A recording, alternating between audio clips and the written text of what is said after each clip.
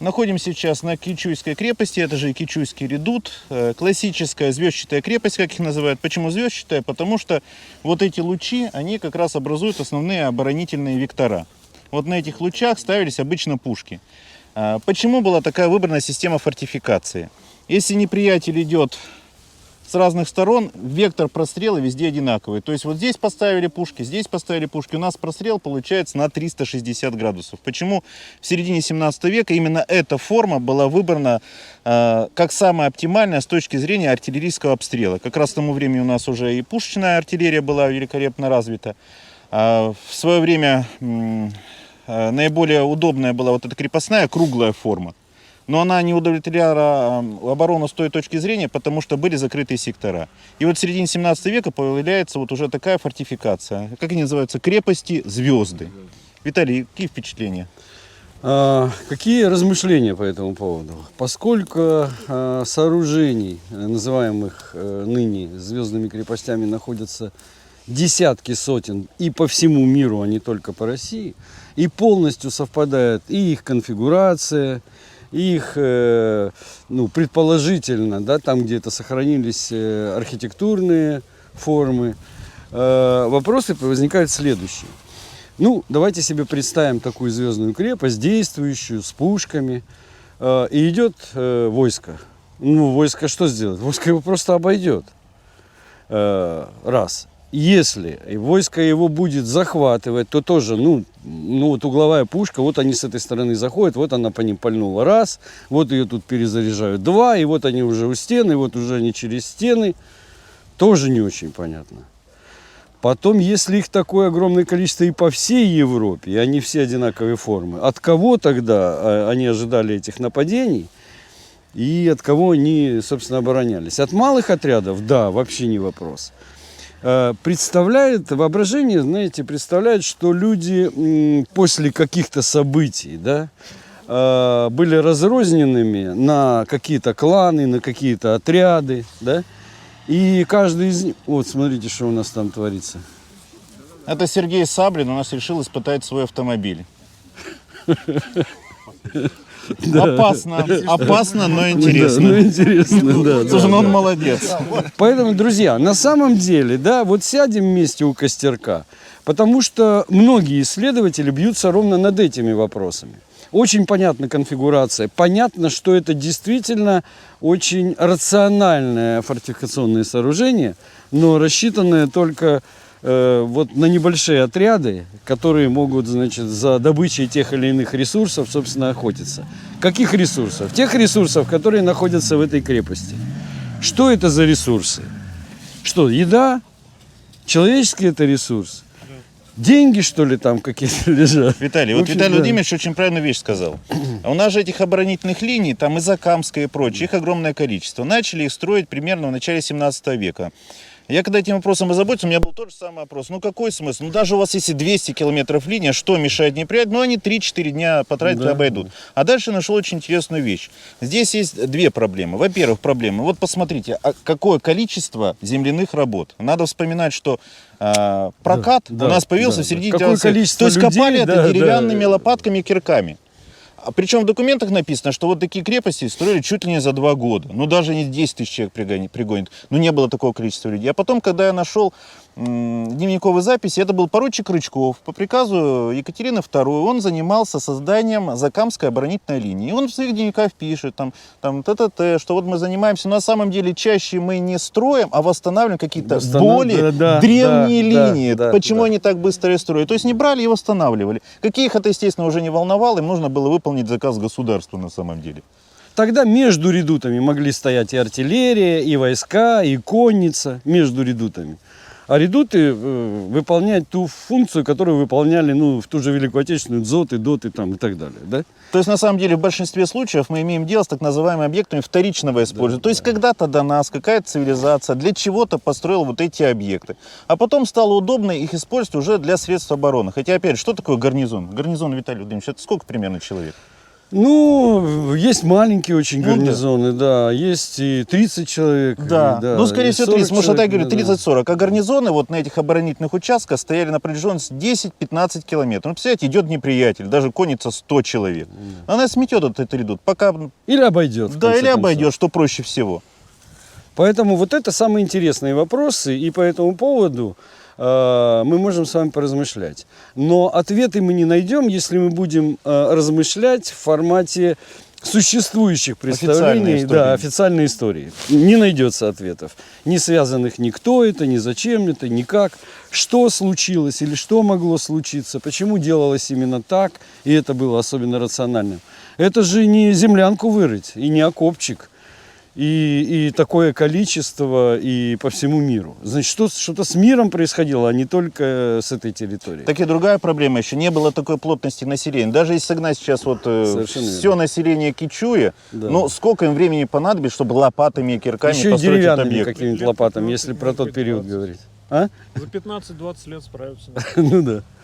А помнишь, когда была экспедиция, да, уральская, значит, мы в одном месте этот редут увидели, как был распахан колхозниками, и мы в это место обязательно подъехали.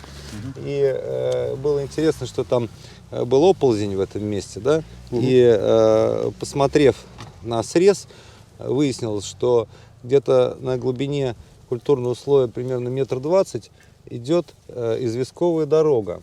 Для того, чтобы убедиться, что это так, значит, нам пришлось еще в 3 местах сделать подобные остановки. И когда в 3-м месте мы увидели, что известковая дорога глубиной примерно 30-40 сантиметров плитами уложена поверху всей стены, и в дальнейшем она была засыпана, это говорит о чем? Что это была протяженность 230 километров, линия, по которой можно было быстро пересекать в любое время года вот это расстояние. И контроль за этим участком, Соединявшие эти редуты, совершенно верно. между собой. Мало того, все редуты, помимо звездочных крепостей, имели зубцы, которые были направлены на восток. Так называемые реданы. Реданы, да. И примерно через 40 километров уже при Романовых эти реданы снабжались острогами. То есть теми местами, оборонительными крепостями, да, куда Строганов, фамилия знаменитая, Именно да, поэтому и псевдоним, фамилия, да, да. именно поэтому и фамилия, Да. совершенно верно, ставил острог. Задача острога – это взять в переговорщике в этот острог главу племени или главу рода этого поселения, и в зависимости от того, как пойдут эти переговоры, либо оставить его у себя в виде гостя, либо, договорившись, его отпустить. Если его оставляли в виде гостя, так называемого, то есть его не трогали там, да, его обеспечивали питанием, жильем, теплом, но местному населению говорили, что так как мы служивые люди, земледелием нам заниматься некогда, мы защитой занимаемся, значит, добры. пожалуйста, ясак, Десятину, ясак, да, это да. иногда называлось, да, это современное понятие оброк или налог, уже это все Ну, это исковерканное мы уже говорим о понятие, известном да. нам историческом периоде. Совершенно верно. А не об использовании, ну, то есть о вторичном использовании Вторичном редутов. использовании это Вот, знаете, начинаем фантазировать, вот как вот такие ребята. да, иди И сюда. говорим, слушай, какие-то, значит, вот, чтобы можно было перебежать оттуда до туда, вот такие расстояния были, чтобы могли перебежать, да? Может, даже специальным образом, не знаю, там, экипированные, чтобы вот перебежать от редута к редуту. А все сидели по этим редутам и везде. А от конницы тяжело, от пушек тяжело, там, значит, от армии наступающей тяжело. А от каких-то тварей, может быть, очень удобно отбиваться, сидя в этих редутах. И делая периодические вылазки, значит, за какими-то ресурсами, да, и по этим дорогам, которые тоже, видимо, каким-то образом охранялись посредством редутов, стоящих по обе стороны от этой дороги, была возможность... Стратегическое Ну, сообщение. кстати, мы да. можем вспомнить, их же, например, в Украине называют змеевы валы. Змеевы А валы. почему вдруг А почему змеевы? змеи? Да, да. Что за змеи были? Так они в Англии, Афесовые. Да. Ну да. Ну, от в аспидов переводе там, И то опять же же, вот мы самое. сейчас с Елабуги едем, там тоже змеи. То есть везде какие-то непонятные твари присутствуют постоянно. А есть, знаешь, есть такая деревня Выползово. Ну да. И выползки есть названия выползки. такие. Да, много, да. Поэтому вот Конечно, как бы крамольно это звучит, ну а поскольку вся альтернативная, или как Николай говорит, Комплементарная. комплементарная история, история, да, неплохой термин, но соответствующий, Я потом объясню, Точнее, что такое да, комплементарная история. Да. то вполне вероятно могло Читал быть версию о том, что и всякое с многое. силовыми колебаниями сами появлялись эти звездные крепости, как на динамик кладут лист.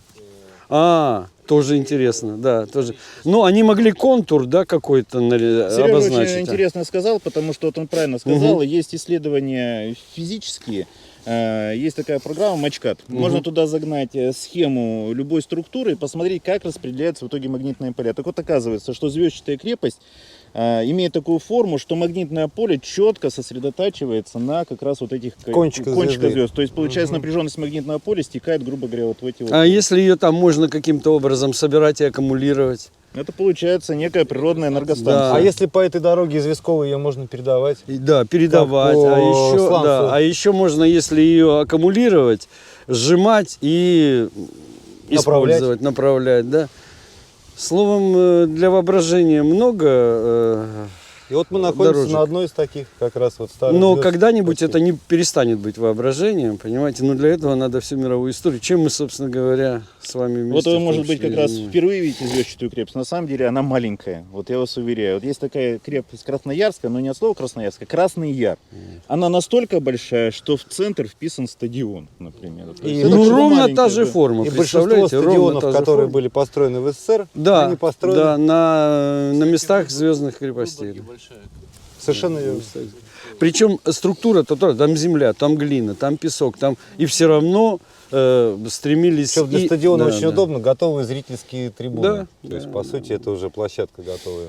И вот как раз только Красный Яр. когда появились дроны, вот по всему миру началось массовое обнаружение их, И в том числе и в центрах фотография, городов, и в полях. Причем поля сколько не вспахивают, а все Всё равно... видно. Вот, представляете, десятилетиями, столетиями пашут поля, а с дрона, да, или аэрофотосъемка показывает прямо точно нахождение в этом месте звездной крепости. А по аналогии, на каких расстояниях это традиционно выстраивалось, обнаруживается следующее. Причем, Вот это опять же, что удивительно. самое интересное, вот мы когда с Сашей ездили 4 года назад, изучали Закамскую оборонительную линию, меня всегда удивляло, она выстроена как будто по лазерному дальномеру. То есть вот смотришь, вот насколько видишь, она прямая, а потом берешь уже карту спутнику, и ты понимаешь, вот просто берешь точку А, точку Б, Продолжаешь её- идеально. Причем надо и же придешь понимать, к что следующей крепости. местность Ну пересеченная. да, только в то время не были. Конечно, нет, да. Вообще мы не знаем, что было, чем пользовались, как делали и кто даже. Причем интересный термин засечная конечно. линия, надо тоже рассказать. Засеча — это те места, где валили лес. То есть это не сеча в плане казачьей сечи, да, где бились шашками, а это сеча, где то место, где равнина сменялась лесом, да, то есть заваливали лес, устраивали завал, строили острог с откатным или подвесным мостом для местных жителей, чтобы они могли переходить и там свои задачи решать.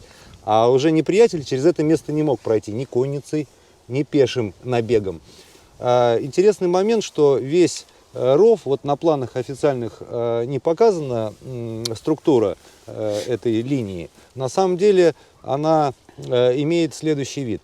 То есть с внешней стороны выкапывали одновременно ров и сразу поднимали основную Вал. стену, Да, вал. да. То есть двойную работу никто не делал. Мало того, если мы посмотрим на карту расположения всей стены, а она имеет протяжение примерно, ну, по официальным данным, там 230, реально, как мы тогда изучали, где-то примерно около 460, то есть она уже разбита, вот, то мы обнаружим, что эта линия, она пересекает реки. И в тех местах, где реки пересекаются, как раз ров естественным образом наполнялся. И вот эта водяная преграда для конницы, она была длиной примерно 9 метров, глубиной 2 метра и нижнее дно примерно около Да и для людей, 3 да, и метров, для да, конницы, глубиной для вот людей, это да. плато, да, которое Вот я тоже преодолеть здесь начал было смотреть, бы думаю, тяжело. как сюда водичку-то заводили. Только И через заводили, реки. да, Да. да, да. Сейчас уже мы Ну, не как? видим. Завести в смысле запустить. Запустить Я говорю, А не в сейчас надо смысле иметь. привести. Нет, это понятно. Да, да. Но мы же не знаем, что было здесь с ландшафтами, с водой, где были ключи или родники, где были речушки Да, сейчас и мы ручьи. этого не Мы видим. этого просто и не видим и знать не можем. Да. И вот это одно из тех И здесь мест, тоже, которые видите, не видно трогали. землю, что здесь землю забирали, а туда на Туда валы наверх на валы заносили. И вот мы специально сейчас на внедорожнике спустились, чтобы посмотреть разницу глубины. Ребят, вот здесь глубже. То есть это все понятно.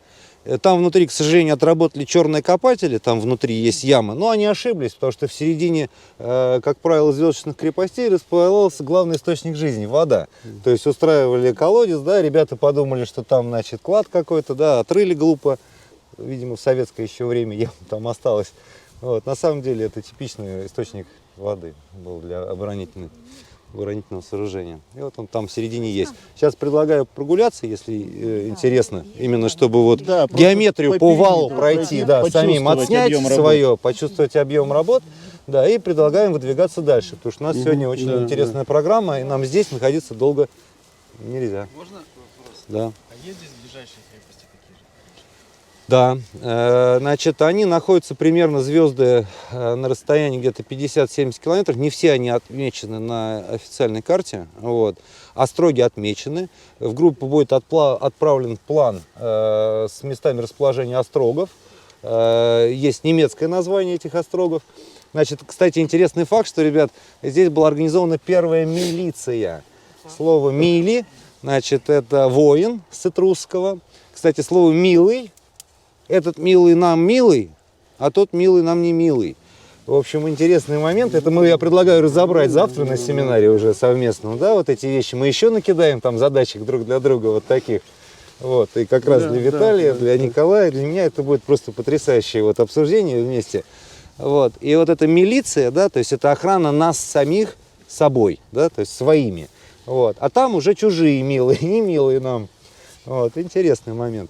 Но понятное дело, что тогда шло управление наследственного права, переход, да, от вольного. И на планчике, обратите внимание, который мы сбросим в общую группу, там будет пунктирчиком отмечены розовые границы. Розовые границы – это как раз те территории, которые еще имели вольное самоуправление. И уже продвигаясь вперед, да, вот это самоуправление исчезало и проходило уже то, к чему мы на сегодня пришли.